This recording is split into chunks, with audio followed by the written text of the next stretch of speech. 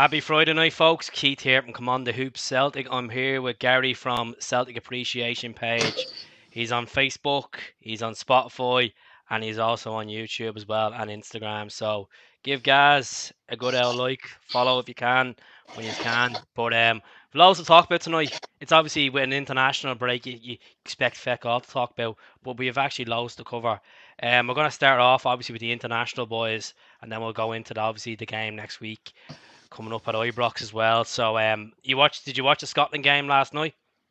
I did, mate. Do you know what? Really, it was a weird kind of atmosphere last night because although it was close to a sellout, it was very, very strange because I think all day you were probably thinking this should be Ukraine we're playing, this should be the World Cup qualifier semi-final. You know, we should be more buzzing, we should be more excited.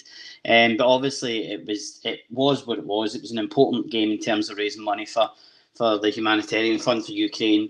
I think a lot of money would have been raised. I know Martin Compston was out in the pitch before the game, talking to the fans about it. So, listen, I thought it was a good game. I thought a good intensity. I know Poland's got a really tough match on Tuesday. They've got a World Cup qualifying final to play for. I'm not sure who made it out last night, Sweden or Czech Republic. I think Sweden won an extra time. I know it went extra time. But it was disappointing. I was disappointed more for Craig Gordon in the defence last night because absolute daylight robbery at the end with the penalty. And never is that a penalty. And as I say, like we can all laugh about it last night and say, "Oh, do you know what? It doesn't matter. It was only a friendly. It was only Poland and X, Y, and Z." But at the end of the day, that could have been a really important game last night. And then if a decision goes against you like that, I know VAR probably would have overturned it, but mistakes like that shouldn't really still be happening.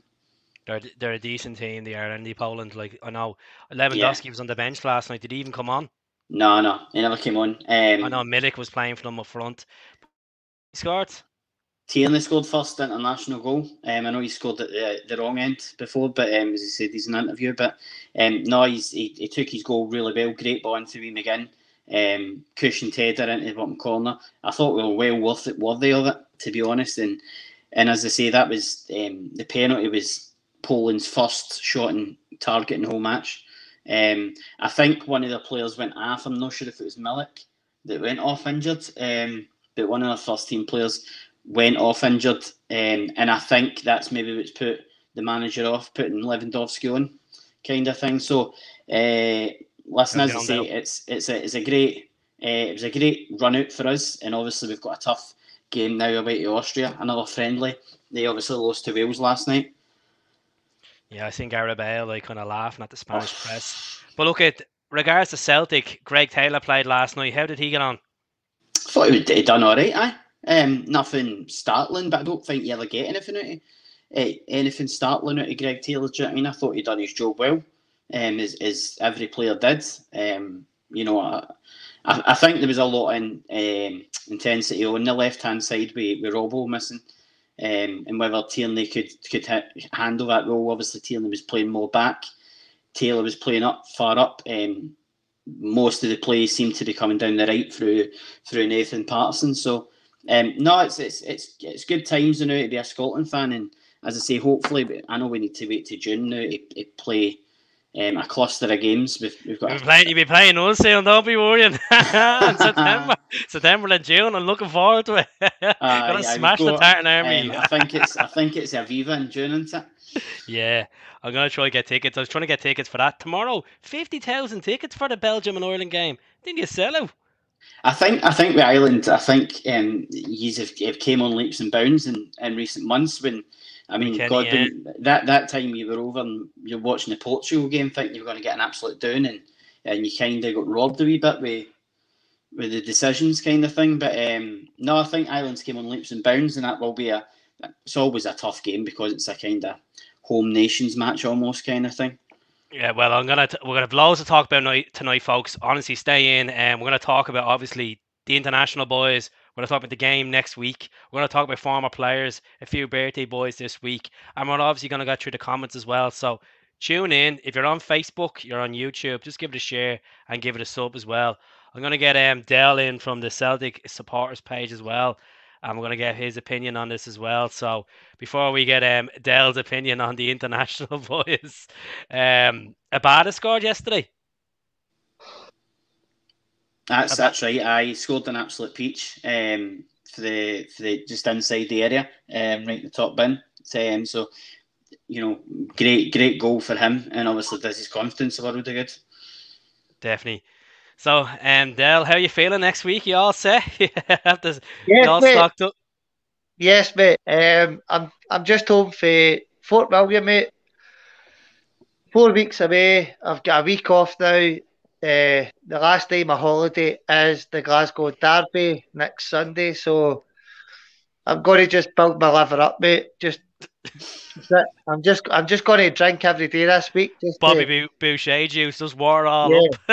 Bobby Boucher, medulla oblongata. Yes, mate, 100%. Mate, I was on the Homeboys Twitter space the other night, and I've always been kind of a on the fence kind of guy. I never like to shout for the rooftop, Keith, mate, and give it, we're going to beat them, we're going to win the league, because you always get fucking egg in your face. And plus, we've one fixture left as well against them, and plus we've other games, smaller opposition where we don't going to get complacent at home as well. So yeah, tough to say. Yeah, I just think, mate, I was speaking to Jason and the boys the other night, and I just think that Rangers have got nothing to contradict it, nothing to come back at us, mate. I just think with Giamakis, with Jota, with Abada, Maeda, O'Reilly, Hatate. I was speaking to the guys the other night, mate, and I was just like, I can't believe we're actually talking about winning the league. Just in general, mate, talking about a 18, 20-man squad and saying, who do you drop? Who do you bring in? Do you play Forrest? Do you play Abada? Do you drop fucking Giamakis? Do you play Kyogo? And I'm going, this is a fucking amazing conversation, because 10 months ago we're going, these cunts are going to win the league again. It's just a good conversation to have, mate. Yesterday, to be honest with you, and ignorantly people are watching, I never even knew Scotland were playing yesterday, sorry. I genuinely don't care about international football, not being anti-Scottish or pro-Irish, what everybody thinks Celtic fans are. I genuinely don't give a fuck about international football, but I'm sure you're gonna buy a Japan jersey for the World Cup. Let's be honest. No, mate, I seen yours the other week, mate. Red, white, and blue. I thought, belter. Yeah, absolute belter. I don't care. Nah, mate. Nakamura on the back of it. Nah, mate. Store Island, mate. Store Island does me. Right, we're gonna get on to a bit more of the international. Okay, Hatate didn't play the other day, which is fucking great news. They have obviously one more game left. They're basically through. Australia losing that match yesterday at home to Japan, which Australia usually get over Japan. Looks like the Aussies are going to go into a playoff round against a South American team. Tough guys, isn't it? Do you know what it is? And it's. I would say it's bad news for us because of Rogic. But obviously Rogic looks like he's going to be a doubt for that Rangers game, so he's not going to be involved in that playoff kind of thing. Hopefully, no, it was unreal the way Japan done it the other night. Obviously, I think the goal scorer that came on a winger, I think it's left winger. He came on and banged two in 89 and 94 minutes. He only came on with 5 minutes to go. So that's a super sub appearance right there to send your team to Qatar. That's what Andrew was saying in his interview with Mark Swan. So I don't know if he's seen it or not, but he was basically saying that it's not a top market, the Japanese market, and clubs are going to start copping onto it. You see the likes of Minamino playing for Liverpool now, other lads now playing in the Bundesliga. I know Kagawa is kind of well past it, but he was playing for Dortmund and stuff like that. It's a market that Celtic should explore in the summer. We should be looking at actually. I know we've got the attacking players in. We kind of look at the defensive midfield with Gucci. start going for a centre back. Aye. He looks like a decent player. That's on the Man City books. What do you think, Dale? Japanese market. I was talking about it at work the other night, and we Ange coming in, obviously, Kyogo, Ideguchi, Hatate, and to a certain extent, getting the guy O'Reilly in, because nobody knew who he was, and Big Ange just came to Celtic. He's kept the same background staff as Lennon with McManus and guys like that. So I just think next year we're going to surprise people. I think, and obviously with the Asian market and the players he's brought in, has been absolutely fantastic. But the guys like O'Reilly, and to a certain extent, the guy McGree, who was spoke about a lot, obviously before he went to Middlesbrough, and I'd never heard of him. I never heard him as well. I only one of them things when it was linked, I started doing the old usual transfer market, Wikipedia, the whole shebang. Yeah. But to be honest, but O'Reilly's been turned out as a player. Like, he's been a baller. And look at them getting a Danish cap as well. So he could be. Yeah. I know this is a mad comparison, but he could be the Christian Eriksen replacement in that midfield for Denmark in the future. They could be, by the way. And I was talking the other night regarding, and that one of the big talking points the other night on a Twitter space I was on was regarding Hatate. Feed the bear, what's happening, son? And he came in for a bit of stick, to be honest with you, Keith and Gaz, and the kind of the chat was he played against Rangers and that's been it. I don't agree with that at all. I think he's turned up a lot more than just that. Yeah, you don't need goals to turn up at the end of the day. Yeah, I think that's been his major performance in the game, that he stood out. He scored the goals, and everybody thought that's him came onto this platform. I thought he played well against Dundee United away. I know, like, you look at that tackle, and I'm not trying to be bitter in any way, but that should have been a sending off. You got away with that. You got away with that in Canada. But I think he's done, like, people have to recognise that Hatate is a defensive player as well, an attacking player. So to do the graph work of chasing back, you see it in games where he's switching back to left back when Taylor's moving up. He's a utility player, and people just expect goals after scoring against Rangers and Hearts. It's not always that. It's the contribution, which Ange said today in his interview. All the team are contributing. You got the likes of Edward scoring 2 goals at the start of the season. 18 goals later, Ryan Kent still, you know. Who's that? Ryan Cunt. Never heard him, mate. Never heard him. But see, the thing is, I mean, with Ryan Kent, I know he's not scored as many goals as probably the next Frank Ribery. Is as much as what he should have done, but he does make them tick.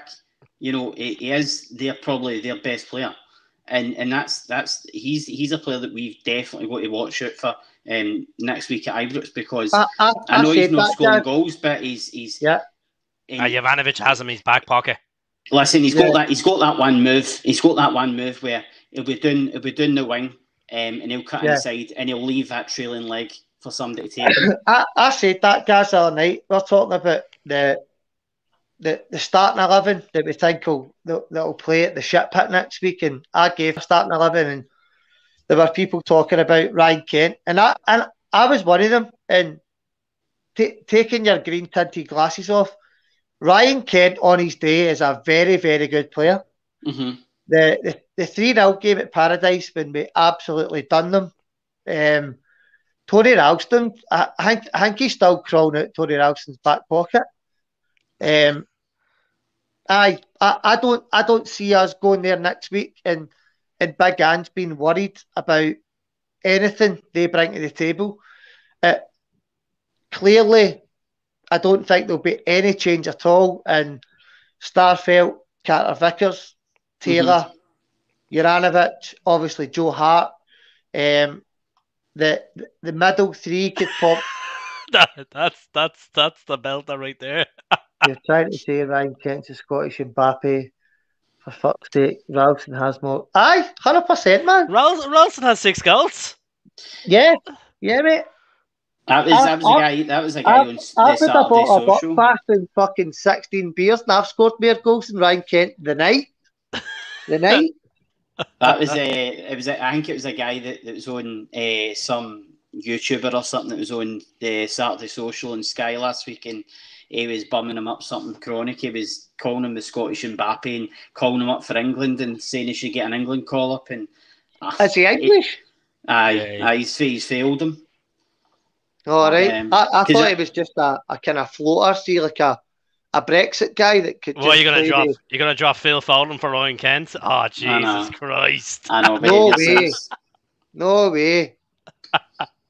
Oh God! If you're looking to get a game in the Championship, never mind that. But Jesus. Now back to that Hatate thing. Now I think that's a bit harsh on Hatate. At the end of the day, he's still young. He's only coming in January, and that's why I put a post up. I want people on this to comment as well. Who has been the best? Who has been the best player for Celtic this season? Now, for me, before you answer, this is excluding Hatate, O'Reilly, and Maeda because they only came in January. So, I wasn't even going to mention any of them, mate. I've said it on numerous occasions on different podcasts, and they're my alarm going off for Fort William, and I'm not even there. Joe Hart, mate. Joe Hart. I think I just seen Juranovic pop up there. I think Juranovic, class wise, left back, right back. I just want to say this before people start jumping the gun here. Think about consistency. Think about players that have played majority of the games this season. It's about consistency here. It's about putting the shift in without being injured. Players get injured. Think about it before you jump and say one particular name. Yeah, Joe Hart. As I say, I'll go back to the start because you keep interrupting me, you prick. But you're gonna get Gaz on a second anyway. Joe Hart. Yeah, for me, mate. Juranovic, world class. I think he plays every week if he's fit. I think Joe Hart, he's a good goalkeeper. I think his commitment, the way he's been with the fans, when Celtic are on the halfway line, he's in the 18-yard box. He's speaking all the time. You see him interacting with the fans. I don't think it's just a good goalkeeper with Joe Hart. He has the package. Yes, mate. I think the fans have took to him. I just think he's definitely the full package. So for me, on the spot, right now, Joe Hart's the best signing of this season. Gaz is going to disagree with me right now because I can see he's going to say Barkas. I can see no, if do you know what? Fucking Barkas, I'll barely know. No, honestly, I was actually thinking Joe Hart because of the saves he's made this season, because he's been in goals every week. It was funny. I was watching Sky Sports were replaying the Man City QPR game and he's running around. Cannot believe it was 11 years ago, and you're like, this is a guy that's won the Premier League with Manchester City peak, and before, pre Manchester City were one of the best teams in the world. This is a guy that's went and won a trophy at such a young age. I think he's came up here. He's probably looking around here now, thinking, why did I not come up here sooner? Because I think he said it on records that I can't believe that wee bit still sticking in the front of his head, but it's been there for fucking years, man. I can't believe it's not blue off yet. Okay, I'm sure he's must be good shampoo he's using. That's the head and shoulders. Aye. That's it. His head and shoulders. No, but for me, I know he's been out injured for the majority of the season, but I just love him when he plays. He's won his first trophy of the season, Kyogo, for me. I think when the guy plays, he's very, very much like his movement is very much like Larsson. Do you know what I mean? He doesn't need to try too hard.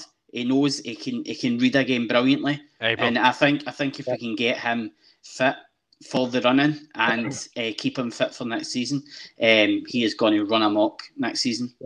Somebody asked me a question. I'm going to ask you, Keith.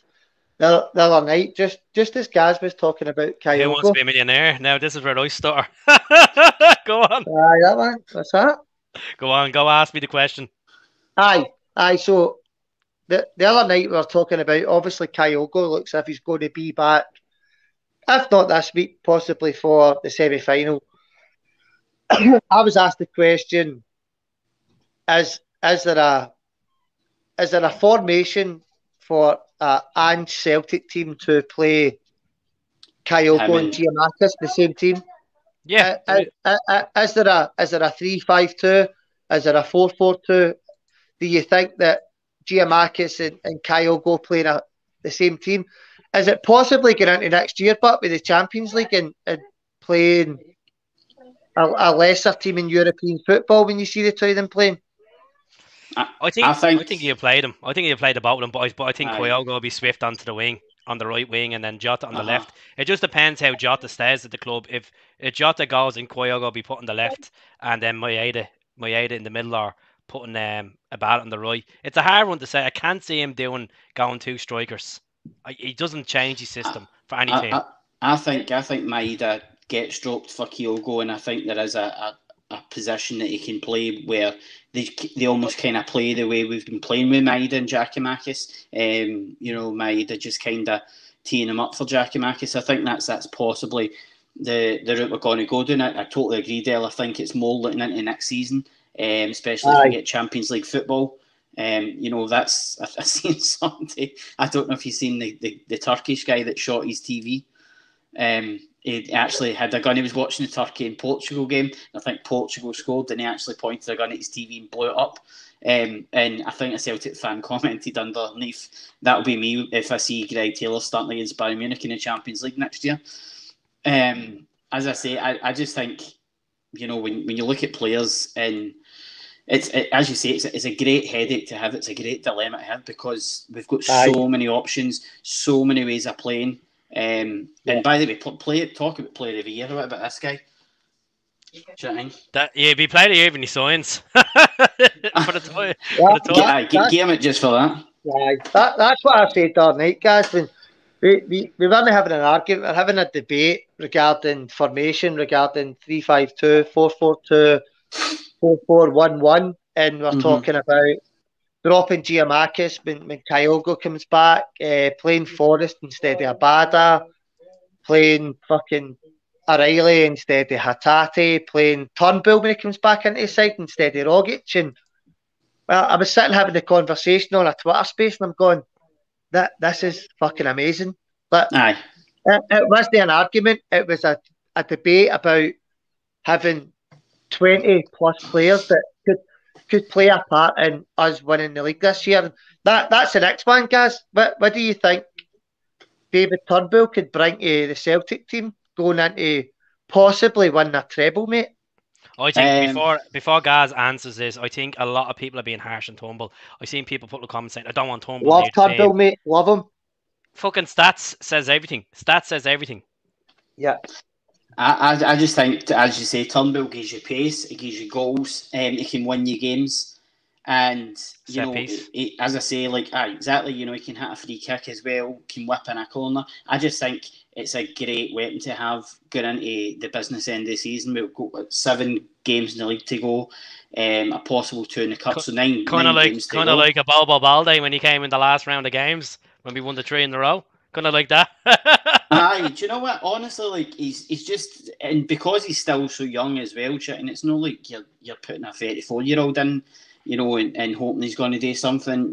As I say, if you can keep him fit, we also how disappointed and distraught he was when he went off in the Hibs, the cup final against Hibs, and that's how much it means to him. And as you say, 8 months, 10 months ago, it's laughable to think that we're sitting here thinking we're 3 points clear, 15 goals clear, and we're in the hunt for a treble. I think most Celtic fans would have settled for, at this stage. At this stage, still 10 going points, on Rangers 12 coattails. points. And there's a good possibility that the Queen might die. So, Jesus, right. We're going to go back to. I know you use answers. You said, did you? You said Joe Hart. Gaz, who did you say player of the season? Kyogo. Kyogo. You look at the spine, you think of Joe Hart, you think Vickers, you think Cal, and you think of Kyogo. You see that spine there. I would probably say out straight, which is I'm gonna go with Carter Vickers. Oh, mate, I can't The argue. reason, the reason why. Kyogo, guys, Mhm. but he's played very, very limited games. I don't. I think he comes back and scores a lot of goals towards the end of the season. Keith kind of changed my mind there because of Carter Vickers, but I don't think Kyogo's in the conversation at all just now. Yeah, but see, he hasn't played. We all love Kyogo. As you said, he gives you that Larson vibes. You Yeah. go back to that second goal against Hibs. That I could say lob, unbelievable. Even the reaction when we scored the fourth goal straight after they've scored, that was a Larson dilemma right there. 16 goals, he scored goals in Europe for us. You seen the way he is. You even seen the first time he got injured and then he came back and he was still. You see him was on the sidelines, clapping the teammates, picking up the rubbish. He's a good guy. And that's just Japanese people in general, good culture people. But I just think the reason why I'm going with Carter Vickers on this one is because look at the shitstorm we had last season at the back, conceding goals. Carter Vickers has basically helped Starfelt settle. Settled. Like, I'm one of them people, I think at the end of October, going into November, it's kind of like, this Starfelt guy, is he ever going to settle? I think he could be gone by the end. Could be gone at the end of the season if he doesn't settle. And that's the way football is strange he is. But he's at the settling Starfelt. He's at the come with 3 goals. He scored against St Mirren, Hibs, and Ross County in his debut. And he just doesn't get sent off. He doesn't give away stupid, reckless tackles as well. So this is a boy we need to fucking sign. Aye, I think just to touch on what Dale was saying as well about the Kyogo situation. For me, I think if Kyogo's fit, he's in the team. And I think he'd play alongside Giakoumakis, because I think Ange obviously he's no giving a monkeys about I better play one up front because we're getting to that stage of the season. I think he's just gone. Right then, Possibly could. I know somebody put up a comment. I think Kyogo's wasted out wide. I think the problem we've got is he played wide in the first derby game at Ibrox this season, and it didn't work. And everybody was saying, "Oh, he should have played him through middle." Ange says as much in his interview. I think there's potential for the two of them to be up top. In all honesty, I think if you've got Jota and possibly Abada out wide, feeding balls in. And you could have Kalmak and you either have Hatate or O'Reilly or Rogic in that middle kind of thing. I think that's potential. And then you can, as you see, you can drop one back. You can play another midfielder depending on how the game's going. For me, if Kyogo's I'm going to be a gobshite in this. I don't think Kyogo will play at Ibrox next week. I don't think he'd be ready. I think the semi-finals, maybe you have to get him game time against. I think the semi-final is more realistic. But if you got Abada scoring goals for Israel on the wing, and you've seen Jota played on the wing against Livy and against Ross County, I don't think there's point changing it around if we're winning. I know Kyogo is an absolute baller and he can get goals, but you can't change it around if Giakoumakis is scoring goals, and that's the way I look at it. There's no point changing it. Nah. Like you could use it as a disposal. Say, right, Jesus, right, Giakoumakis 60 minutes in he won a lot of balls. He's not really getting much target. Let's bring Kyogo off the bench and hit them with the last half an hour. The speed, the chasing down, him bringing him and Maeda off the bench. And Kyogo's that type of player, isn't he? Kyogo's that type of player that even if you says to him, "Listen, you're no 100% fit, but we're going to use you sparingly for the rest of the season," he'd be definitely up for that, because as long as he plays a part and he feels included, then I think 100% he'd be up for it. Maeda's possibly the most droppable one in that team. Yeah, I don't know about that now. I do as well. By the way, I think the aces in our fucking cards, Keith and Gaz, in the next couple of weeks is next Sunday. The chances are we possibly play Jota, Abada, and Giakoumakis through the middle. Or possibly James Forrest. The semi-final, the chances are Big Gigi might not be in there, and Might be Kyogo could be Kyogo. back. So Yeah. the thing with the squad now, Celtic and Rangers wise, is we've got the clientele now to totally change up. Not formation wise, because I think Adge is always going to play the four at the back, the inverted full backs, the diamond in the middle with Calmac, O'Reilly, Hatate, whoever it may be, and then your two wingers and the one up front. I don't think Rangers have got that in their arsenal. I think they've got a settled back four. They've got the big dough ball and goals, and they either play Ruth or they play Morelos. So Morelos is injured. Well, yeah, so I've got a theory on that. yeah, so I think the Celtic coaching staff look at their 18 and say that's 1-11, that's possibly the second 11, but no major changes. But Ange's got so many changes he can make. Listen, Tony Ralston could start next week. I'm gonna interrupt you. possibly. I'm gonna interrupt you for a minute. I'm Go gonna for get the Celtic ambassador in, Gianni Capaldi in. He's gonna jump in now. Oh, legend. Shite. Gianni, how are you? How you Well, doing? not How you too doing, bad. Gianni? We're in Sorry, the middle of the totally- conversation. I caught it. I don't know. I get mixed up with the time. I'll just use that as an excuse. No, you're So- fine. That's on Nevada heat. How's you going? That's what it is. It's a beautiful day today. No, you can't really see it, but nice and That's sunny. it, make us all Listen. jealous. Listen, stop flagging us, mate. I'm in Wishy. I'll be in the pool later. Yeah, that little Celtic. You got that little Celtic duck. Remember when Rangers were selling that duck on that website? Oh, fucking hell, man. Right, yeah. Right, Gianni, I've got we're it after up being asked the somewhere. question. Tell me, what's the question? So, if Kyogo is fit for the semi-finals, do you take out Giakoumakis or do you stay with Giakoumakis? If Kyogo gets fit for the finals? Semi-finals against Rangers at Oh, hand. no, you play them both. Oh, where 100% about? you play them both. Where? What's your formation? Well, Giakoumakis would act as a tower. It's used all the time when you have a very tall player and you have a smaller player. Where they hit the ball up to he holds the play up. So Giakoumakis would play that role. Kind of Sutton Larson type. And Koke would sit back. Aye, but the Sutton Larson thing, Gaz, was a 3-5-2. That's millions of miles away from what Ange Postecoglou plays. And Ange Postecoglou, no, Gianni, I understand where you're coming from. It. Giakoumakis for me at the moment is undroppable. I don't think you can drop him. I don't think you can drop him.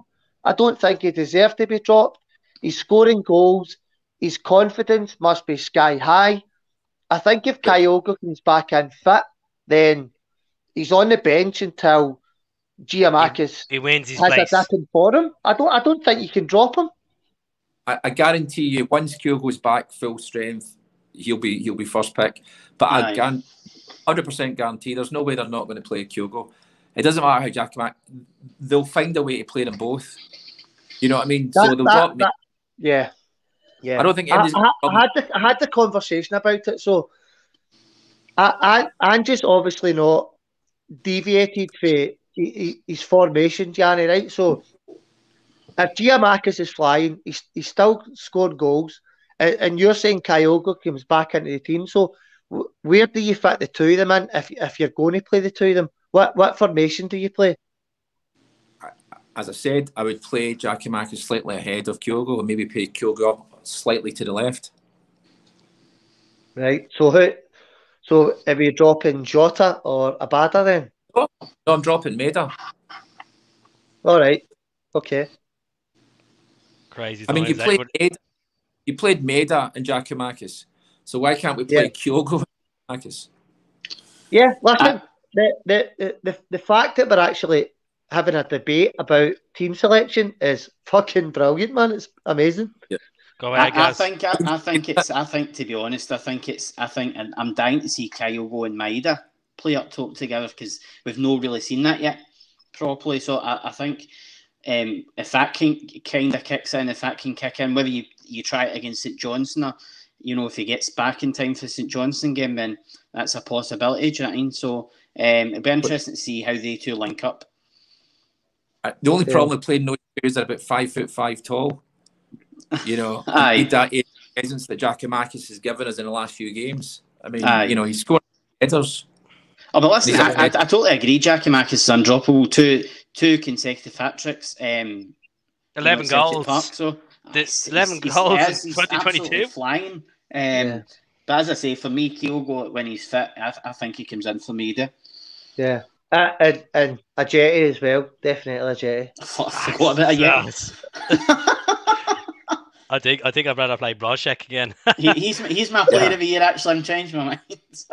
Oh, Ajeti. Big Albion. Big Albion. Yeah. Gianni, I'm gonna have a chat to you about obviously the ticket allocation next week. What's your view on it? Do you think Celtic fans should take them up or just give them back, or what? They're charging £52 for a ticket. Yeah, I think it's 55 or 56 with the ticket. 52. Absolutely shocking. Like we've done without being there for the last 2 years. We can do without it for the rest of the season. It's crazy. I think there's two sides, mate. Obviously, you want your 7,000 allocation back, and after the last derby at Parkhead and the spectacle at Paradise, the last game we beat them 3-0 was absolutely phenomenal. I think me and you spoke about it, Gaz, but the 700 is obviously pitiful. It's a token gesture. Of course, Dortmund 3,000. Dortmund 3,000 fans. Yeah, so 5%. Then okay, I don't know. It pisses me off that the Rangers obviously started this, or Serco 2012, or the Cinderella mob, or whatever the fuck you want to call them. Then they started it, and we are now having debates about 700 and 800 tickets. Then for me, I'm happy for the guys that are going next week that have got tickets. I'm really happy for them, but I just think it's the biggest derby in the world. As a Celtic fan or a Rangers fan, it's the biggest derby in the world, and on TV it should be shown as that, and it's not. Mm-hmm. So I agree with you, 700 tickets for me. Stick them up your ass. The guys that are going, I really hope they enjoy themselves. But for me, I just don't see the point, man. I don't see the point. I think when you sorry. Go ahead, Gianni, and we get Gaz on at you. Oh, I was going to say, no, I would just give them back. I honestly, I think you either, I mean, you know, you're going to get piss thrown at you, you're going to get spat on, coins thrown at you, and it's more hassle than it's worth. I mean, if they're going to actually have the hassle of actually having away fans, why not have 3,000? I mean, you have the hassle, you have to have a police escort, you have to maintain their safety, you have to hold back people, you have to have an area in between the two sets of fans, and why not just do 3,000, 4,000, something? But, you know, 700s, I don't even think it's worth it. I mean, it can't be worth the amount of extra police they have to pay for that. I mean, surely it doesn't add up. I think somebody suggested that we should accept the 700 tickets and just keep Chris Sutton one seat, so they still need to segregate the fans. But I think we should just get 300 tickets, get Gerard Butler to go, dress up as the Spartans, and then just batter everyone in. No hooligans. Jesus. My honest opinion is, don't take.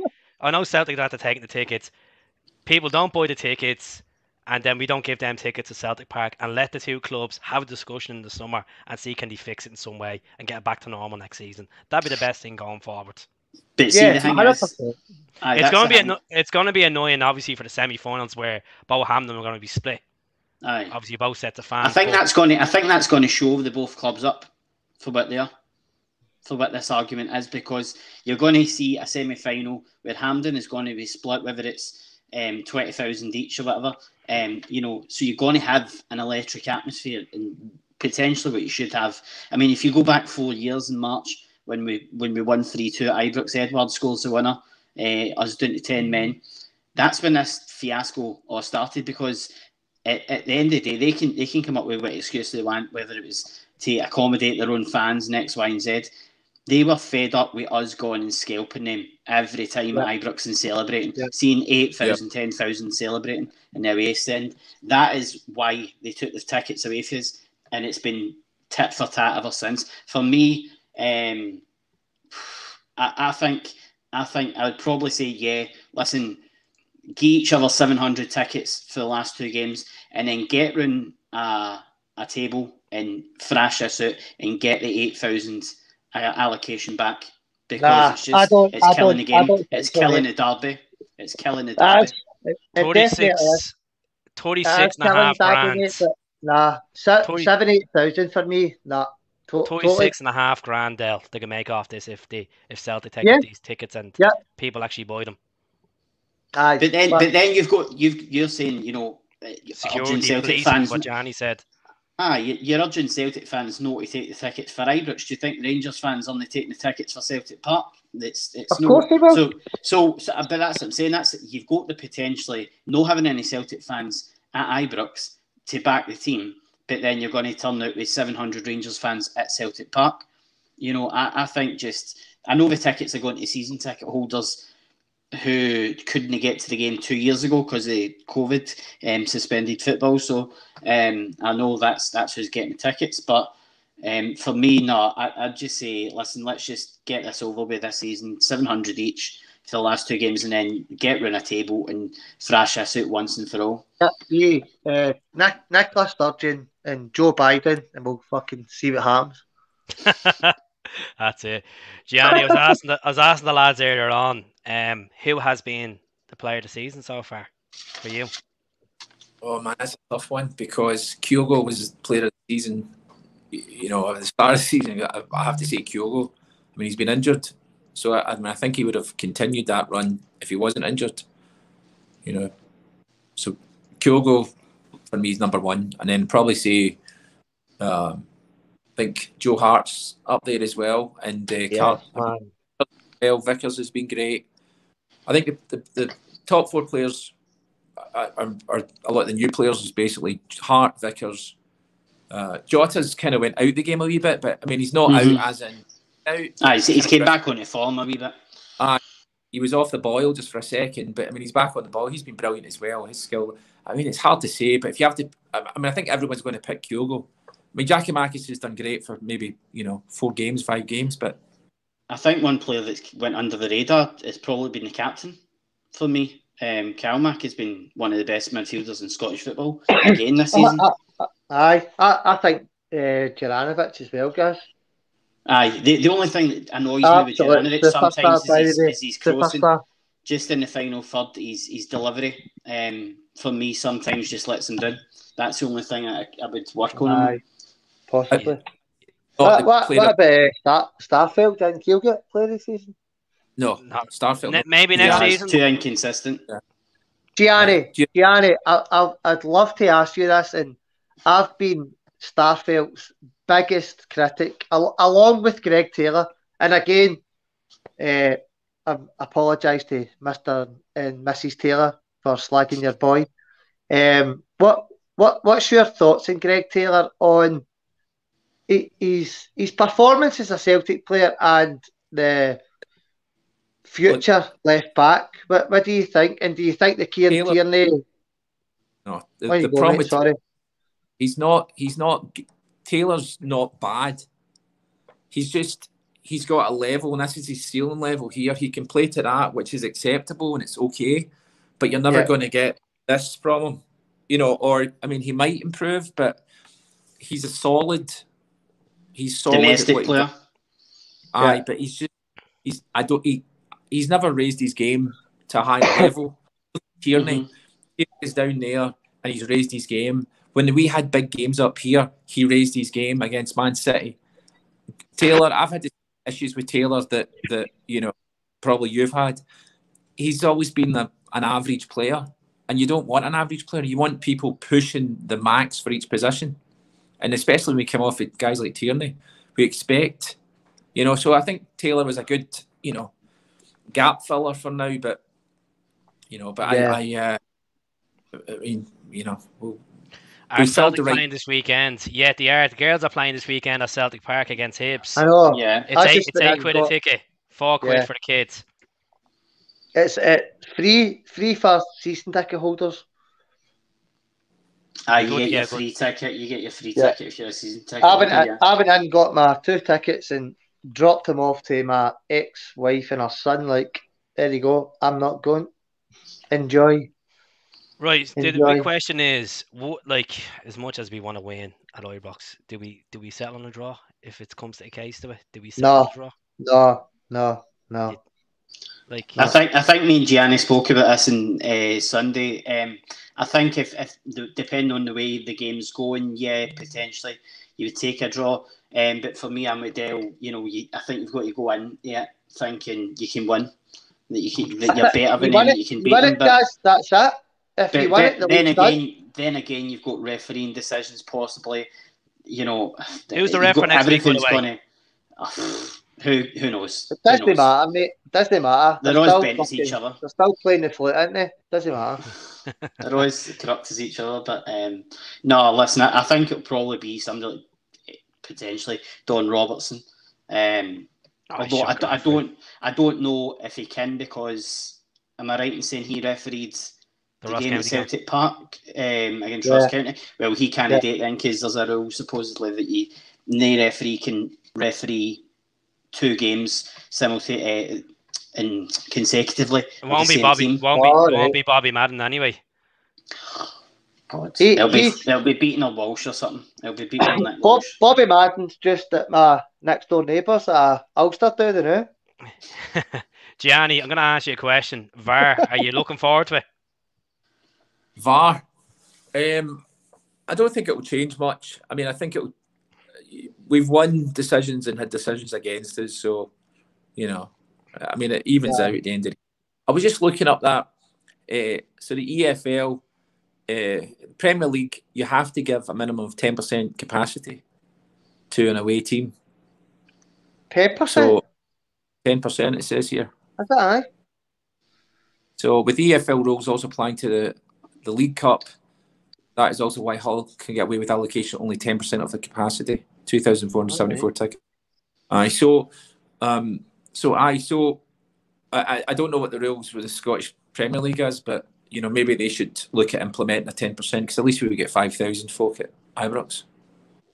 That would be amazing. Aye. It would be amazing, but it's a long time away. I'm going to talk about a couple of former Celtic players as well. Obviously going to bring up a friend of Gianni's, Bertie Allsberty this week. I know you went to see Bertie there last year with Charity and the boys and John, Big Bad John. What's your favourite moment of Bertie? Being around his presence. I mean, Bertie was just a special soul. He was just always cheery. He was always making jokes, cracking jokes. He loved singing. I don't know if you know that, but he just loved it. Aye. And you know, and as bad as his condition got, it's funny, he would remember memories that were, you know, special, and he just was always telling jokes. He was always trying to cheer you up. He didn't like it if MD wasn't cheery, so he would cheer you up. Your favourite Lisbon line? It's got to be him. Yeah, it's got to be him. Just because of I got to experience him as a person. Brilliant, definitely. Gaz, you met him in your job, didn't you? Yeah, I met him a few times. It was actually a pal of my granddad's years ago. We used to drink in the same pub, and the thing I loved about him was that it didn't matter whether you met him for the first time or the millionth time. He would always talk to you and treat you like, you know, he was your best pal. Like he sees you all the time. He's like, "How you doing, son?" And how you doing? And you know, he's always interested in how you are. And you know, as I say, like it was just as Gianni says, it was so cheery. He loved a chant, didn't he? He loved a wee song. And who could forget that image of him at Hampden when we beat Rangers and he's banging on the glass and then the 7-1. You know, that's just the main guys. I couldn't believe it was that it would have been 84. Do you know what I mean? Like, I didn't even really think he was that old when he passed away at the tail end of last year. Definitely. What a man. Dale, any moments? with Bertie, the only time I met Bertie was getting into the superstore. Bertie pulled up in a kind of C-class, I think, Mercedes. The same kind of stories as Gaz and whoever else has met him. I walked out with my son, like, all right, Bertie. All right, mate, what's happening? Can I get a picture of you? Man? Aye, no bother. Just so middle class, so not Tory. Aye, just a lovely guy that always had time for Celtic fans or any fans. I know Rangers fans are friends that have got pictures with him as well. So, aye, just a lovely working class guy. And other than Bertie, the guy that's always stood out for me that I've met in 2 or 3 occasions was Tommy Burns. And every time I speak about him, I get emotional, and I'll not start greeting because I've been drinking Bucky, but I never actually Bertie old guy, but well, you know, this is a Scottish podcast. Aye.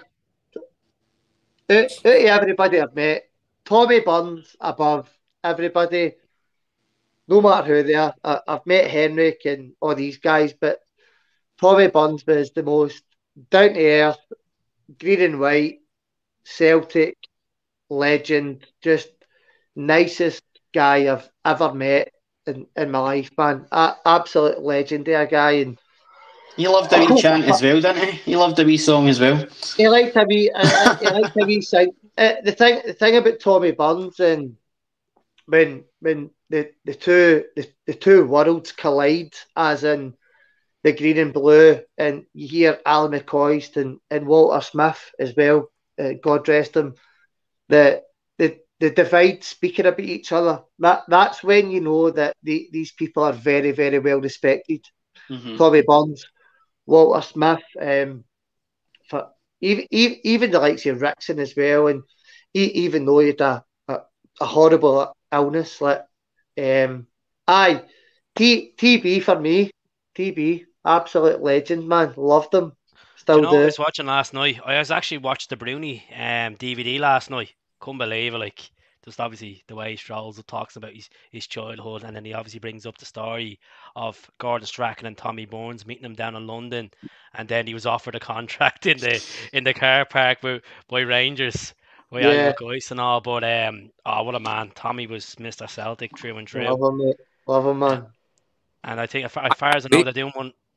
Go ahead there, Gianni. I'm saying I can't wait for this weekend. Honestly, these international games, you could do without them. Yeah, mate. Just want to get over and done with. Yeah, what's the situation? Since you're over on the west coast of America, you're gonna take a trip up to Long Beach and have a chat with Snoop and try to get him to this title party. You know connections. I'm sure you and Tony Curran and Compo can get something sorted for this lad coming over. Getting Snoop over for the treble, mate. Aye, well, he said he would go to Scotland, didn't he? So, bonkers, man, bonkers. I can imagine you doing the Kerry style suite. You with Snoop Dogg, Gianni. Mate, I mean, it'd be great for me to come to the convention's in June here in Vegas. Aye, I think Alan that could be massive. Well. I was talking to Tomo earlier the night. I think he's going as well. That could be massive come the end of the season, depending on how the rest of the season goes. Amazing. Aye, a lot of last minute flights to Vegas. Aye, if Rangers win the league, it'll be like, Gianni's got COVID. Snoop's not feeling well. Alan Thompson's failing the Mersey and all that. There's fuck all happening in Las Vegas. It'll be me, Gaz, and Keith on a podcast like that happened this year, guys. Is Gianni coming on? Like, nah, he's on the fucking Bake Off with Gino De Campo. Behind. Right. Gaz, favourite Scott Sinclair moment. It was his birthday as well today. Yeah, favourite Scott Sinclair. So many. I think, honestly, I probably think that very first goal at Tynecastle for me. I know you could point to the winner at Ibrox in the New Year's game and things like that, and goals he scored in the Cup and goals he scored in Europe. But for me, that first game, for what it meant, I think that's the game that got us off to the invincible run. We remained unbeaten for the full season, cups and all. And it's crazy because if he doesn't score that winner, who knows where the season goes for there. Listen, I think it would have probably worked out in the end. But I love Scott Sinclair, and I felt he got a wee bit of Ryan Christie treatment near the end of his Celtic career. People were saying he wasn't good enough, he wasn't fit enough. I just don't believe that for a minute. I think it was the whole Rodgers leaving, Lennon coming in.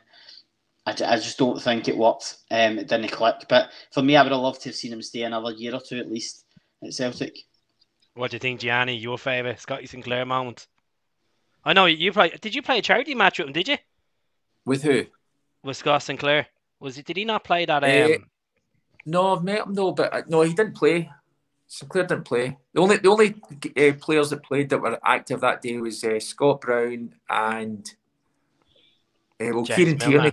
Ashley. He did dressing rooms, but try to think. It was Scott Brown and someone else, wasn't it, that played that game? Only two active players. Yeah, I suppose. But what was the best moment? Sinclair moment? Hearts as well. Yeah, first game, Johnny. Unbelievable, mate. You seen what it meant to the fans, and I think Sinclair probably ran away thinking. I think one of the Hearts fans tried to punch him actually at one point. As he was trying to run by, and then the Celtic fans are grabbing him into the stand, and he must have been thinking, "What have I joined?" Because I think he only signed the day before, travelled through Edinburgh. So, and listen, top goal scorer in the treble era. 62 goals in 3 seasons for a midfielder is phenomenal. Most of the Celtic fans I speak to, like Scott Sinclair, are just delighted he signed with us because his bird's an absolute belter. Oh, jeez. Look, I'm gonna tell you. Right, Del, what's your best? What's fucking true. We're not going to talk about Helen on this because guys are getting excited. Del, what's your favourite Scott Sinclair moment? Are you going to say Hearts as well? I don't. Yeah, I would probably agree with Gianni, but I think my favourite Scott Sinclair moment is 1,000,000% his song. What a song, man! Other than the Scott Sinclair song, who beats it?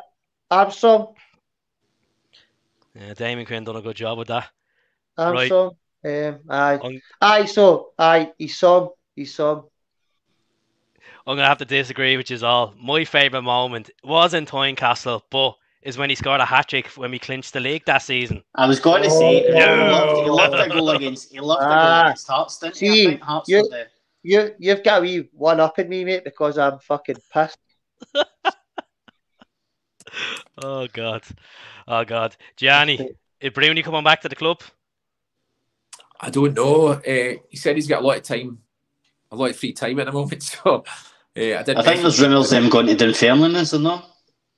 I just heard that, but I messaged him after Aberdeen, but prior to the Dunfermline thing. But and he said he had a lot of spare time. So unless he's got something else, but I think he's just enjoying it. I mean, he's worked he's trained every day for, give or take, most of the week for the last how many years, It's good to actually have. He's got a beautiful family, and he gets time with your family now. It's brilliant. He's been living rent free. He's been living rent free in the Rangers fan seeds for the last 15 years anyway. Do you think he's got another couple of years playing football, Johnny, or is he going?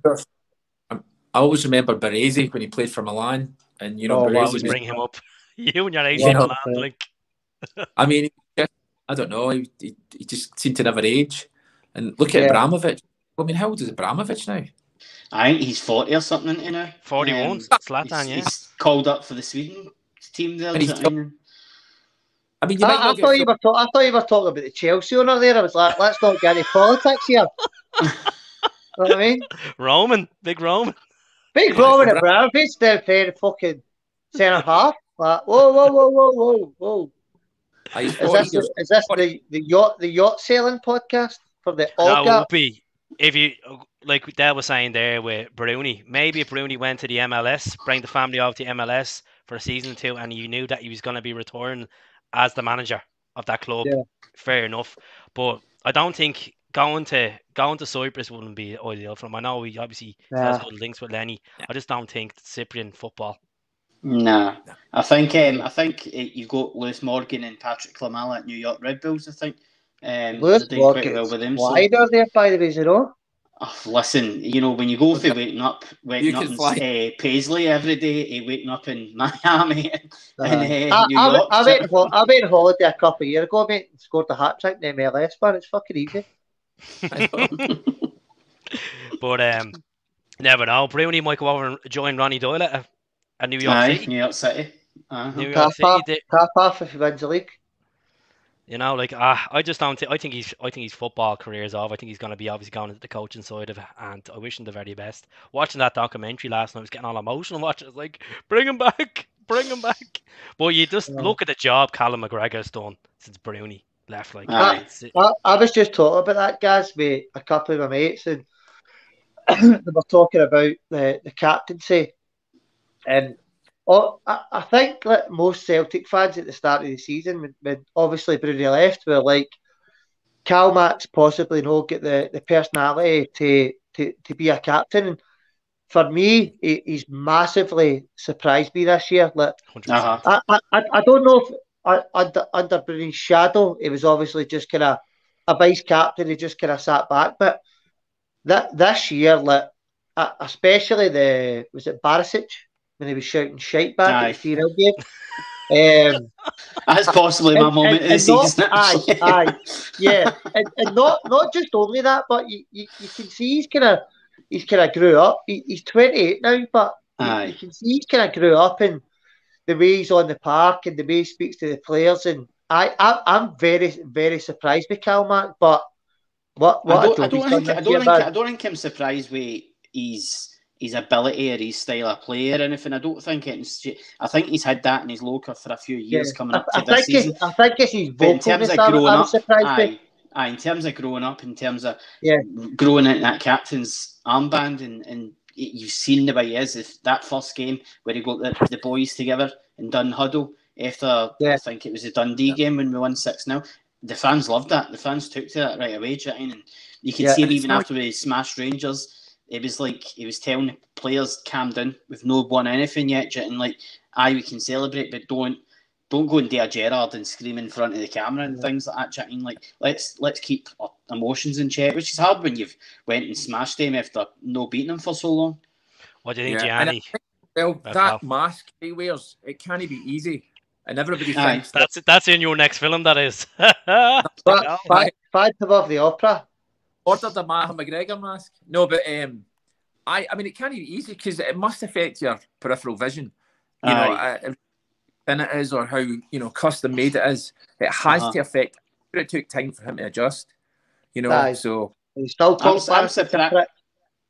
I'm surprised Celtic haven't cashed in on this and got like somebody outside the ground selling Callum McGregor face masks or something. Trying like, I've got a box at the back, mate. I've got a box at the back. Tricolours.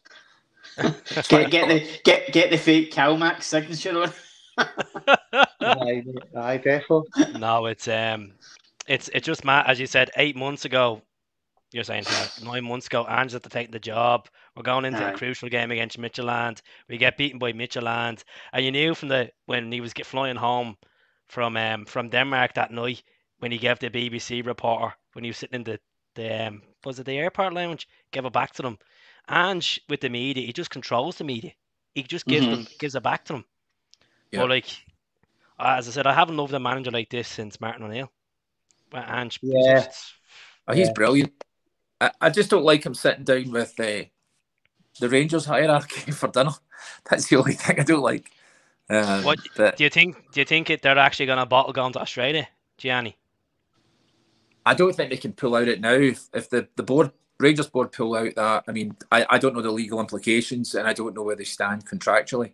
However, if they do pull out now, they will have lost their complete backbone and spine, and they can't, even if they wanted to now, they couldn't, because the media's created such this fuss over it between them and the fans that, you know, this Group 18, whatever it is, even though it should be Group 2012 or something. Yeah. 3.6 million if they pull out. Aye. Celtic are making 11 million off this. I think when you look at it, I don't think like Gianni says, I don't think they can pull out it contractually. I think they're going to get sued heavily if they try and pull out it. Either way, they're going to lose, because you've seen I don't know if you've seen the game at Dundee last week. Tennis balls came on first, disrupted the game when they were 1-0 down, might add. That's how brain dead they are. And then toilet rolls came on in the second half. And you're saying to yourself, your team's 1-0 down. You know, listen, we all you know that fans like to protest, but come on, have a bit of brains just to go, right, we need to get this game won, and then we can protest some other reason. But the only way they pull out, if it's in every contract, there's always like an act of God. Aye. Or something without control. They'll all get COVID. They'll all get COVID. That's what's going to happen. I think they're praying for a lockdown or something. Well, that's the thing. Well, listen, they only need one to get COVID, then they kind of do stuff together, then they all get it. But I just think that the Australia thing's obviously totally surrounded with Ange Postecoglou, 1,000,000%. So you can understand why Celtic want to go there, and I can understand the Australian expats and the Celtic fans on the other side of the world want to see this kind of fixture. I was talking to a couple of mates the other night who are Rangers fans, and they were going, "Oh, I can't wait to the Old Firm." I was like, "Calm yourself, it's a derby. Come to Sydney." I don't think the Australian government understand that if these two clubs do go over to Australia, there's obviously an element of Celtic Rangers bigotry being pissed in Sydney, selling out a 80,000 seater stadium. maybe like 50,000 Glaswegians will end up battle fuck at each other. I can understand people, expats, staying in the other side of the world, want to see this fixture. From a Celtic fan point of view in Scotland, then I'm not up for it. I can understand why Rangers as well. But it's a break. People are going against it because they're thinking, right, this is in the middle of a season. It can affect the momentum if they're going to. It's going to be a break because of the World Cup anyway. Yeah, aye.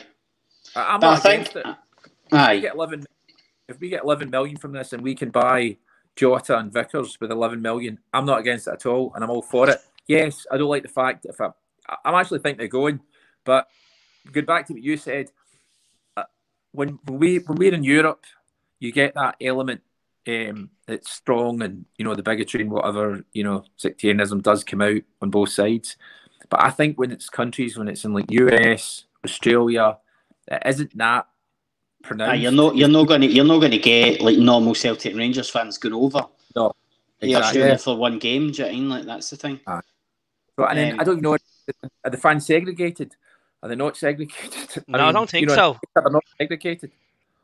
But for me, I think the bigger problem for us over here is going to be what time is the kickoff going to be? Because you could potentially have an 11 p.m. kickoff over here. I don't. And pubs and clubs been like, you know, not been able to show the game. Guys, see if Celtic played Rangers on Monday morning down the Clyde in Glasgow on an Ash Park.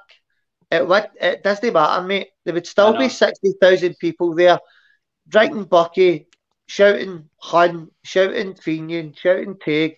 It doesn't matter, mate. You could play the Old Firm Derby or the Glasgow Derby, whatever you may call it, on the moon on a Wednesday when Coronation Street's on, and you would still beat the viewers. So, take it to Australia, mate, and let Harold Bishop fight fucking Dr. Carroll, man. Bring it on. I just think that it's a potential headache for the authorities over here, depending on kick-off time, because I just think it's going to be pandemonium over here. We better not be sharing the same plane as them. That's what I'm worried about. Because as Gianni said, we'll be on you get Dermot's plane. We'll be on Dermot's plane. No, this is the thing that's annoying me. Natalie Imbruglia fucking raging because she watched that Thursday.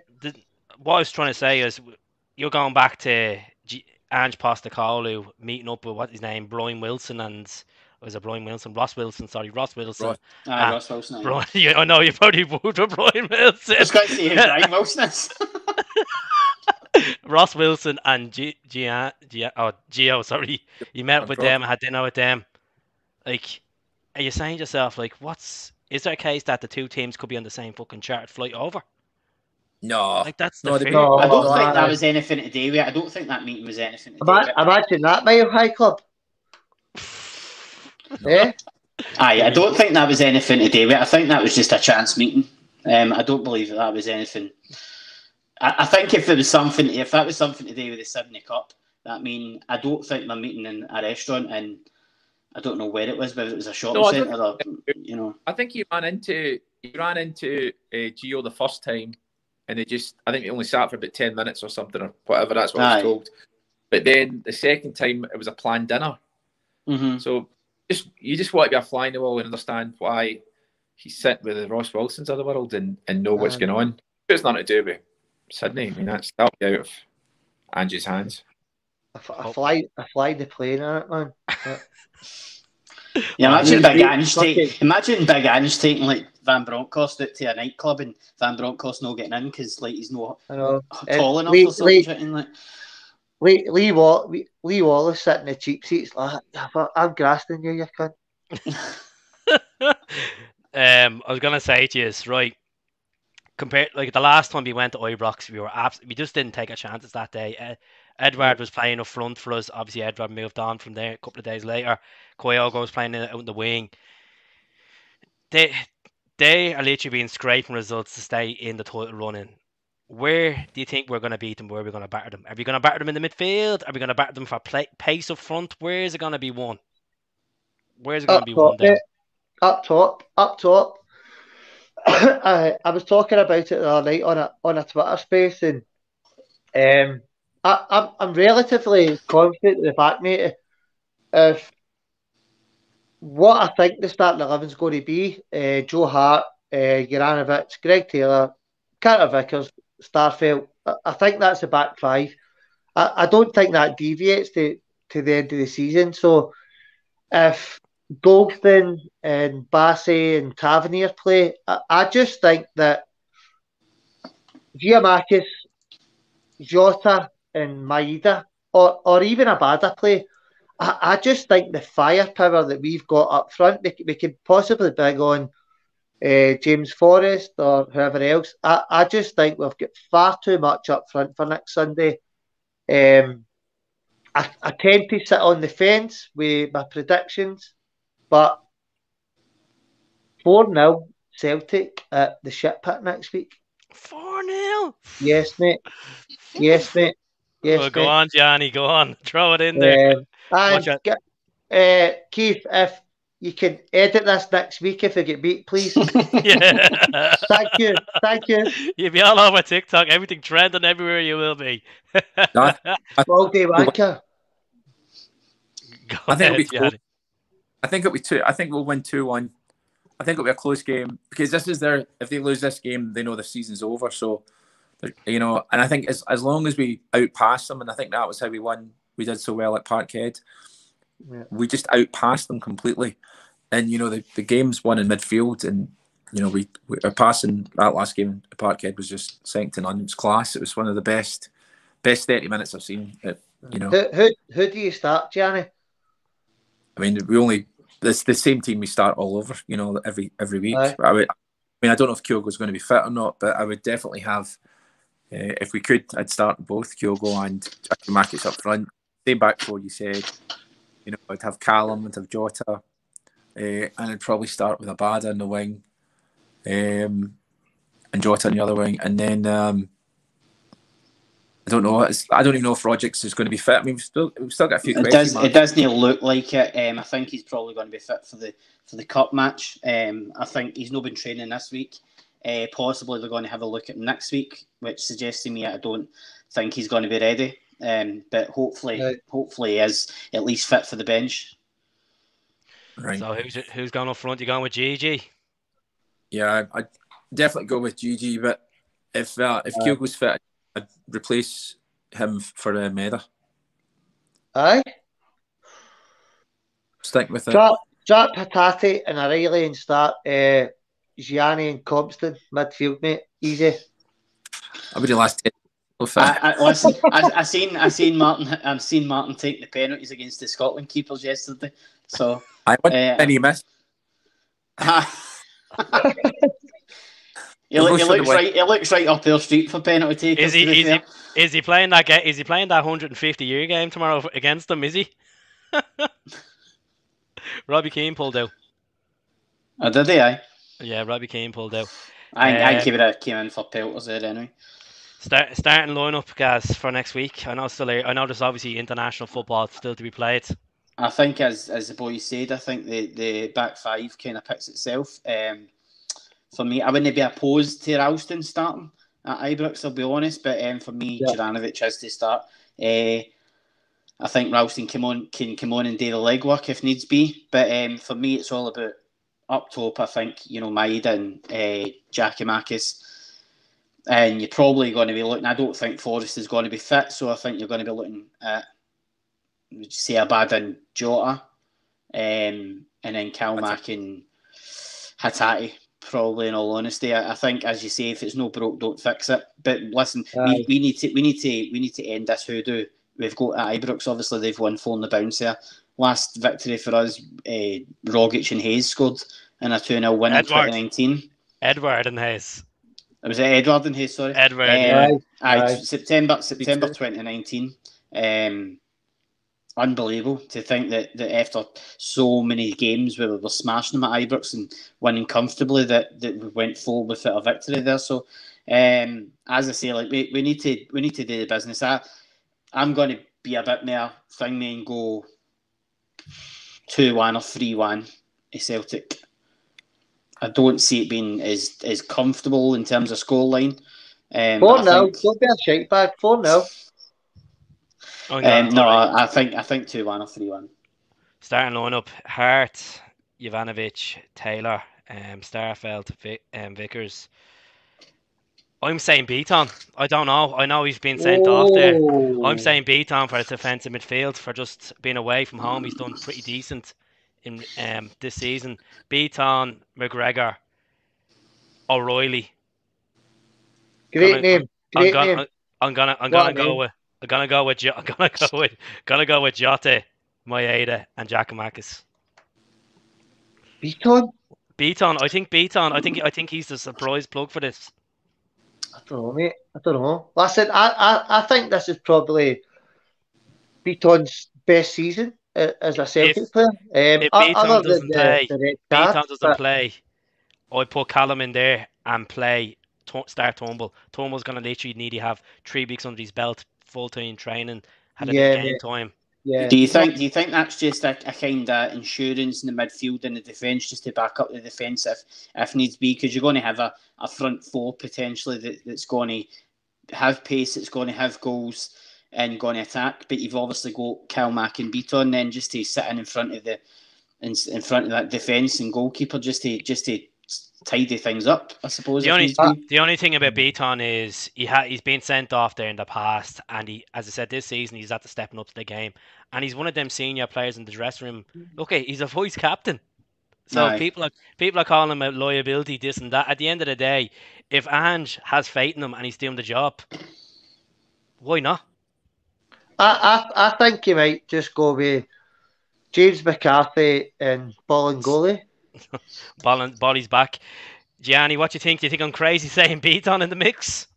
No, I was thinking about it, but I always feel that with Rangers, if we go for it, we beat them. When we kind of sit back, we let them control the midfield. So I don't know, and I think Rangers in midfield is part of their game. With Ryan Jack, I mean, we can sit and criticise Ryan Crock. They are, they do have a decent midfield, and I think that's where their strength is. And if you can isolate Morelos, then I think we'll be fine. I don't know if he's going to be playing, but I actually want to go for it. I don't know if I want to sit back. I feel like we beat on McGregor. So Beaton were 2-0 up, and then bring Beaton on, switch. Get sent off, get beat 4-0. I think them are all fucking arguing next week. The great thing is we've got that insurance of the goals as well. The goal difference, we're massively ahead in goal difference. We're 3 points clear. I don't want to say it, but worst case scenario, if we do lose next week, we're still top of the league, and we go again. And then they have Europa League games as well. So exactly, if they were to lose, I think they'll have in the back of their minds, as Gianni said, game over for them. I think they'll be like, "Oh, let's go for Europe. Let's go for Europe now. That's the only way we're going to get all." Yeah, like looking at Barcelona the other night against Real Madrid, no one is going to beat Barcelona in that Europa League. I've got a theory about Morelos as well. I think Morelos is going to play. I think this is all a PR stunt. I think he went off the week before. I can't remember who it was we're playing, but he went off with a kind of knee injury. He was hobbling about and holding his knee. He done the same against Dundee at the weekend. He came off. His face was tripping him as it always does. He was sitting on top of the ice bucket and looking at it and the wee petted lip. And I thought maybe this is a ploy for him not to go to Colombia, not to go to international duty and rest up for the Celtic game. So I'm going to predict that he's going to start. I don't believe for a minute that he's injured. I think you're right. I think it's just a ploy.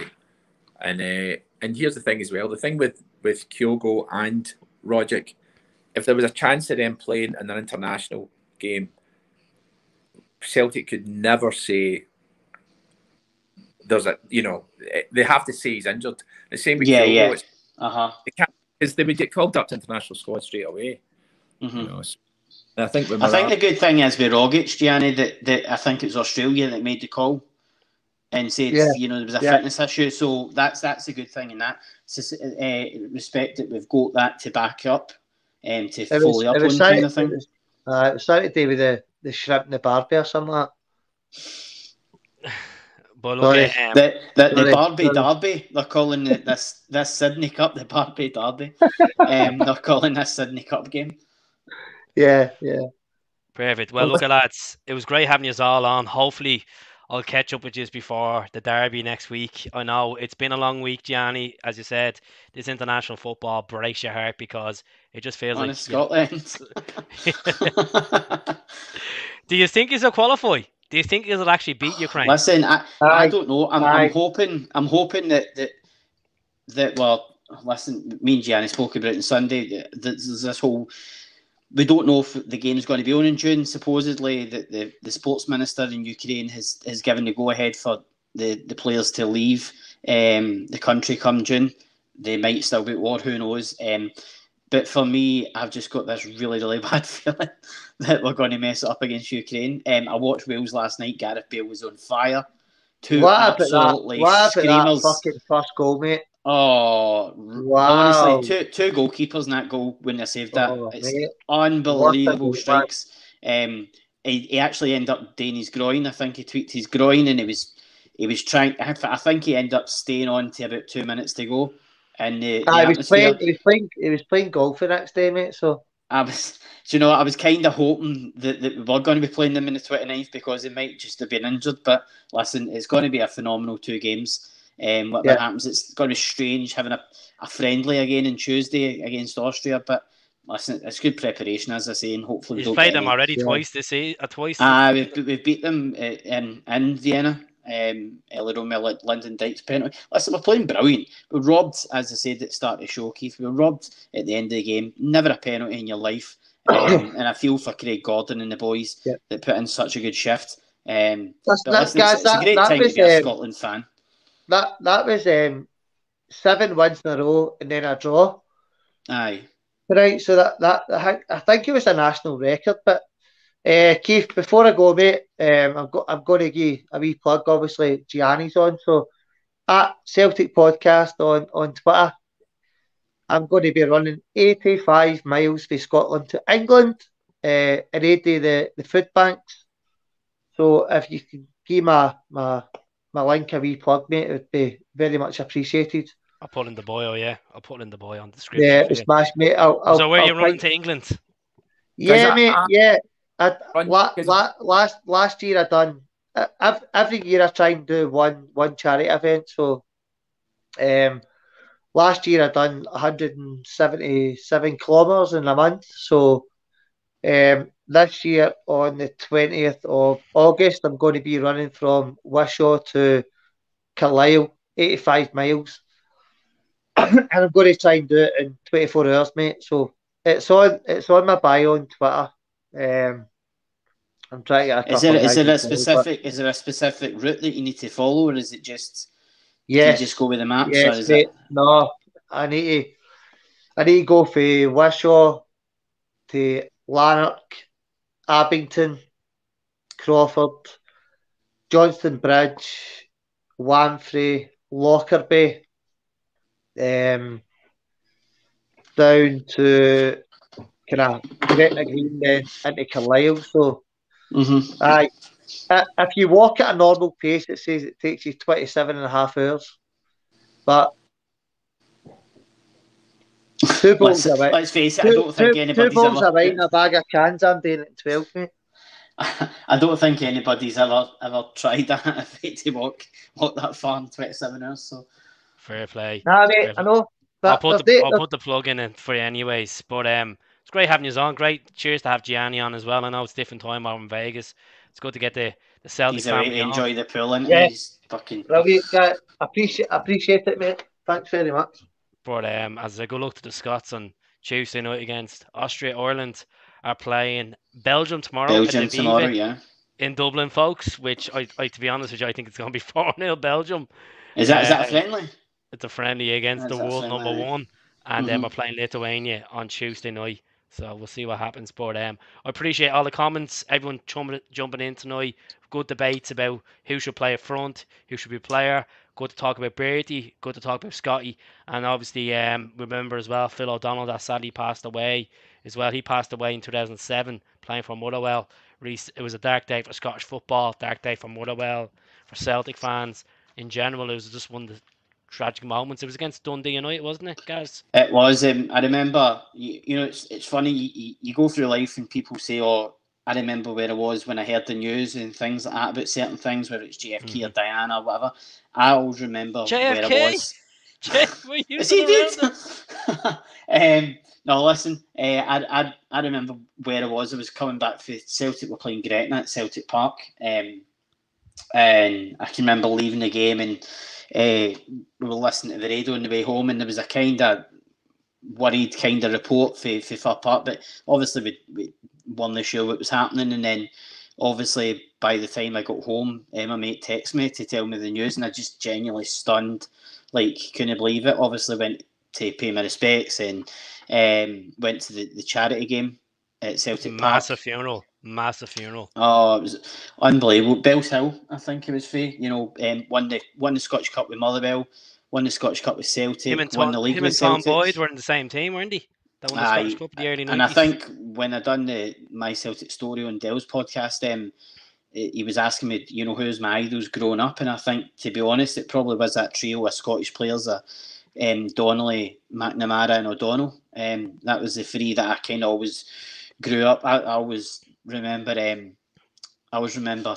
pretending I was either Phil O'Donnell or Simon Donnelly when I was playing football as a youngster. Do you know what I mean? Like, definitely had the looks of Simon Donnelly anyway. I don't know, but I don't think my hair's as good as his. But no, as I say, like tragic loss for Scottish football, and never be forgotten. 50 it would have been.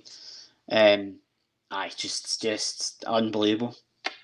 It's sad. All I've been thinking about today is obviously Simon and Jackie. They've been going through me thoughts all day because they were obviously Simon was good friends but went down to Sheffield and played with him, and then Jackie obviously had a good relationship with him as well. But I'm thinking about them two lads today. I know they've been off, obviously remembering Phil, but look, that's it's crazy to think. Like you were talking about, we lost Bertie there in November. Williamson only passed away literally.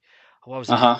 2 months ago. Like just these people, like iconic people of the club, and then Aye. they'll bring up Tommy Burns, and it's mad to think that these players obviously make you weep inside what they've done, and managers that weep inside.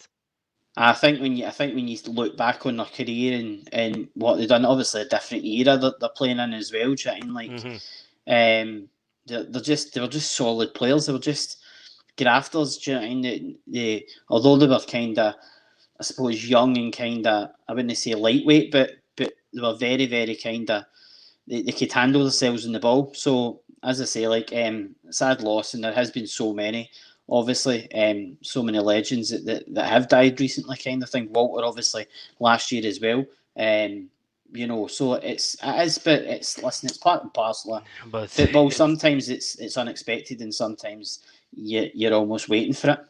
That's what I was saying the other night on the YouTube video. I don't know John Clark, and I was like, this is getting harder and harder for these lines that are like, they're seeing. I know that they're at their 70s. They're in their late 70s, early 80s, and you see them slowly passing away. It's just like, to even have the privilege. I met one of them, and to even think that they've done that, accomplished that, winning 6 trophies and winning the European Cup, a story that will never ever be replicated in any fashion. As you say, modern day football has gone to the shit. It's not the same. I don't know if you ever seen the Betty Olds documentary they had on a wee while ago. That was brilliant. It was on BBC. Definitely get a hold of it. I can't remember what it's called, but just type in Betty Old documentary. It was on BBC. It's brilliant. Just him going back to where he grew up and Mary Hill. Yeah, I seen that one. Aye, just brilliant. What a man. He was like, obviously he managed Hibs as well, and then he managed Dumbarton. It's just like, it's crazy to think he was only capped 3 times for Scotland. 3 times. But that's what it was like back then. Obviously, do you know what I mean? It was obviously like you got a team that wins a European Cup, and you think you'll put that team automatically into the Scotland fold. Yeah, I mean, obviously you're not going to put all of them, because you've got to kind of be fair and put other players in there, like John Craig and stuff like that. Aye. But at the end of the day, obviously the Scotland, the way the Scotland set up was, and for long periods after, it was run that kind of way where Rangers players were getting call-ups rather than Celtic players. It didn't matter what Celtic players did. Jimmy Johnson didn't get a lot of caps, do you know what I mean? I think it was 12 caps. Aye, which is stupid in every sense of the word. Do you know what I mean? I think even Rangers fans would look at that and go, why did he not get capped so much? Absolutely ridiculous. But no, as I say, like, thankfully that's kind of all scrapped now, in terms of you're seeing more and more players getting a chance, not just Celtic, Rangers. Motherwell. I mean, listen, I seen an article the other day by a newspaper, and it was how the league table would look if goals by Scottish players counted. And of course, Celtic were 8th. Tony Watt, top Rangers were bottom of the league, because they've not got many Scottish players. We've not got a great deal now. There's one point, I think 3-4 years ago, we had about 6-7 players in the Scotland squad, because we had an influx at the time. But I think when you look at it, I think it's just I think it's great to see the Scotland set up the way it is now. We've got players that play in Serie A. We've got players that play in the Premier League that have won the Champions League, that have won the Premier League. What do you think is going to happen with Hickey? Do you think he'll get a MILF to?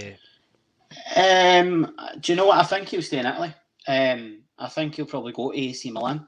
I know AC Milan are sniffing about. I really hope he does, because obviously he came on last night for a short period. I think he'll play most of the game in Austria, and just to give him a run out to see how he is for June. But listen, I think he's really making a name for himself over there. I think it's a player we should have replaced with the Tierney. I think that was I'll be honest, I wasn't sure. Hickey was going for Buttons when Hearts got relegated. He was going for Buttons, and we could have bought him. And plus, we came through the youth academy as well. We could have got Hickey for $1 million. 1.5 million we could have got Hickey for. It's the John McGinn story all over again, isn't it? It's you could potentially get these players for Buttons, but for me, I wasn't convinced that Aaron Hickey was the answer at the time, so I can't turn around and say, "Oh, we should have." Do you know what I mean? Like in hindsight, yeah, you should have. But same with John McGinn. Looking back on it, you go, missed the boat. But no, as I say, listen, we missed many boats. Aye, even Tony as well. What do you think of the story that basically Lawwell was behind the whole recruitment of Ange? I seen a bit of that. I seen something about that. Listen, if that's true, then fair play to him. I still think Law done a lot of good for Celtic. Probably more good than bad. But I think Celtic fans took us out debt. We were 40 million in debt when he took over. Exactly. He ran the club. Forget about that. He ran the club as a business almost. But you know what? We've never been more so financially stable, and I think, as I say, it deserves a lot of credit. Celtic fans are always going to, dislike him and things like that. But obviously, never going to find out what happened with Don Mackay and things like that. But listen, Michael Nicholson has not so far, touch wood, put a foot wrong. In his role as CEO, people might look at the ticket fiasco at Ibrox and say he shouldn't have accepted 700 tickets. But listen, I think it's got to end at some point where you've got to just go, right, we'll just get each other 700 tickets for the last two games. So, but I think this Scottish Cup game will show up the both clubs for having such a petty argument. 100%. Right, look, I'm going to leave it there, folks. It's over an hour and a half. It's been an excellent one. Injury time. Well, a fair time. This last one, Celtic are going to get slapped. In your wildest dreams, mate. I'm sure he was saying that when they went. Was that big Shirley Bassey in his profile picture I seen them? I don't even know who that is on his evening. I don't know who it is. Some Fortnite lad sitting there crunching away. But anyways, thank you very much to everyone that tuned in tonight. If this is your first one tuning in, subscribe. We're going to get Del's plug-in up about his walk, his 80k walk. We're gonna, as I said, the Celtic appreciation page as well. That's Gaz's one. He'll just be on every weekend. As he said, he's going to be doing one on Saturday next week. I'm going to try to get a few people on Saturday night myself. I'll make sure it's after Gaz's one. I don't want to. We've got a Derby Day podcast. Mark 2 as well. We're going to get a Rangers fan and a Celtic fan on again. Cause of it. I can't do it on this page. Definitely not. It's worth a try, honestly. See if you can get somebody on, man. It's so worth it. I've got quite a big guest coming on, possibly. Just need to confirm it with him. So I think good numbers for that. You gone on well with Tomo. Obviously you done Jackie as well a few weeks ago. Yeah, I was dying to do Lennon. But obviously he's pissed off to Greece, so obviously that's not going to happen. I don't think. I don't know what the Wi-Fi is like in Cyprus. 2G. This is the last question for tonight.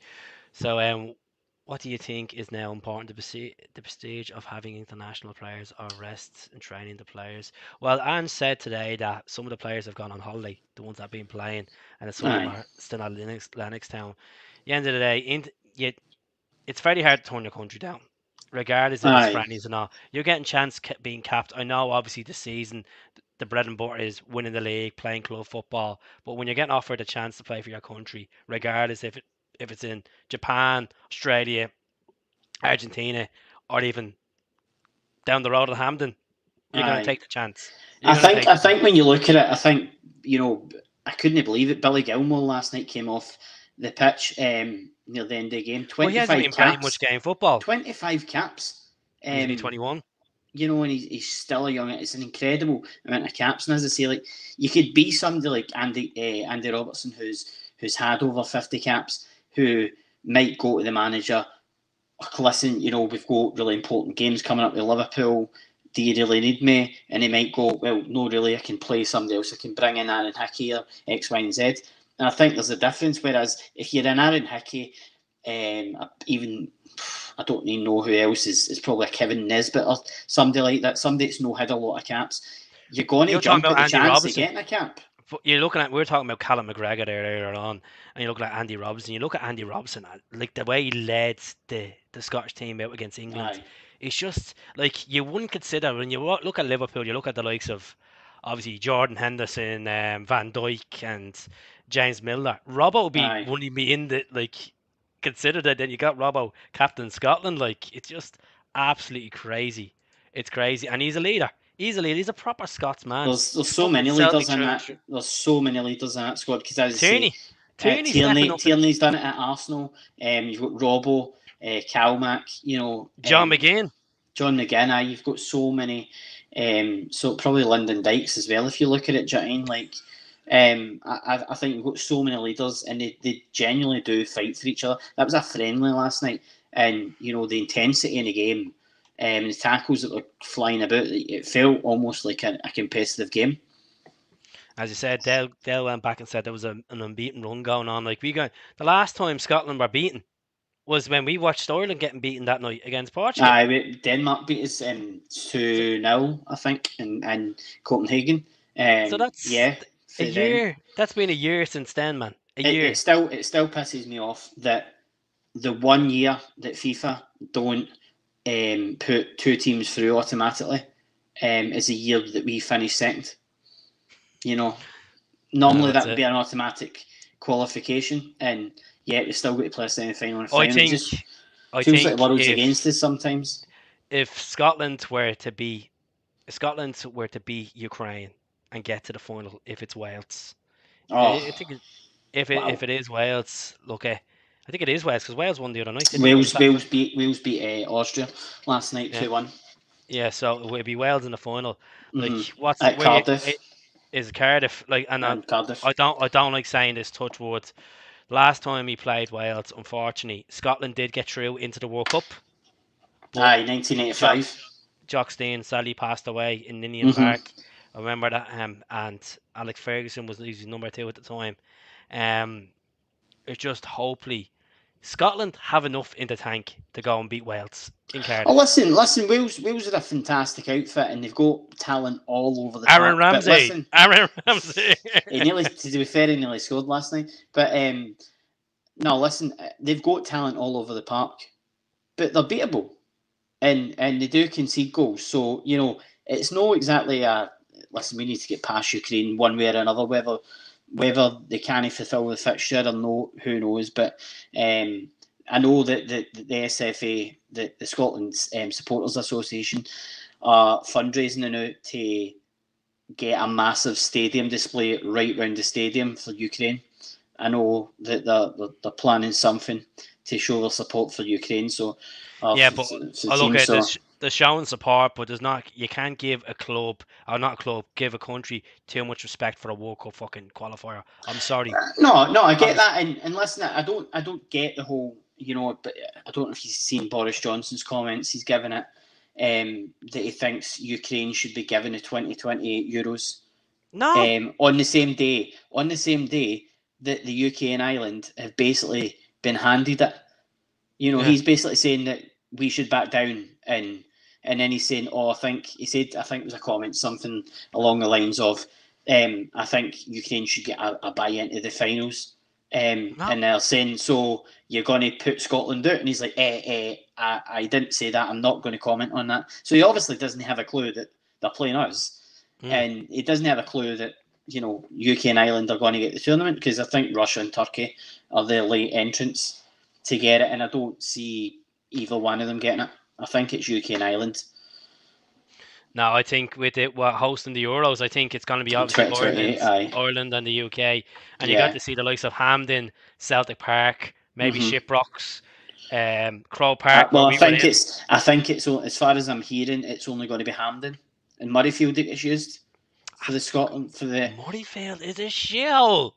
It goes down with how many stars your rated stadium is and things like that. So 65,000 seater Murrayfield is. Come on, Celtic Park over bleeding Murrayfield, like. So that's what I'm hearing, but obviously they're saying what would be really good is potentially all home nations would be in the tournament. The GAA won't let them use Crow Park. I'd say they will. There's been before. Look at Ireland's played there in the rugby. I know obviously when the Aviva was getting done up, or Brian Gas still Croker and he loved it, but it could be potentially Windsor Park in Northern Ireland, as they want to say, but it's up in the north of Ireland. I think there is talk of using the Republic stadiums as well, like the Aviva and things like that. So definitely, we'll see what happens, and then obviously Wembley be used, and then you're looking at Cardiff. But I'm gonna leave it there, folks. It's actually 10 to 11. But massive thank you to Dell, massive thank you to Gianni, and massive thank you to Gaz. As I said, we'll be back next week. Any other topics you want us to discuss during the international week on either of our pages, drop us a message, and we'll all speak to you all soon. Take care. God bless.